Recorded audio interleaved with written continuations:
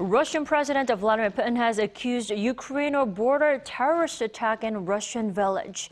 In the meantime, for the first time since the start of the war in Ukraine, top diplomats of the U.S. and Russia held face-to-face talks at the G20 summit. G20 meeting. Our Seung-jae with the latest. Russian President Vladimir Putin on Thursday accused Ukraine of attacking civilians in a border town in Russia, calling it a terrorist act.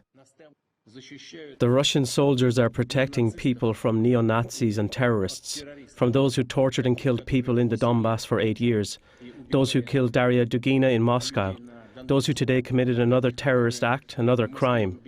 They infiltrated the border territory and opened fire on civilians.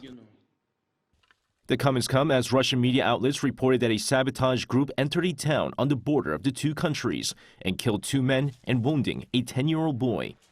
The report also added that the group is holding several Russian residents hostage. Ukraine, however, strongly denies the allegations, as the incident has not yet been independently verified.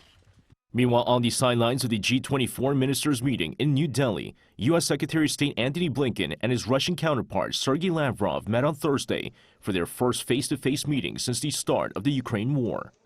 During the 10-minute talks, the two envoys discussed the war, Russia's suspension of the New START treaty, and Russia's detention of former U.S. Marine Paul Whelan after being accused of spying.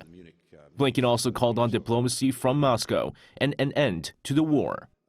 I told the foreign minister what I and so many others said last week at the United Nations and what so many G20 foreign ministers said today. End this war of aggression. Engage in meaningful diplomacy that can produce a just and durable peace. The G20 foreign ministers meeting also ended without a joint statement due to disagreements over the Ukraine war.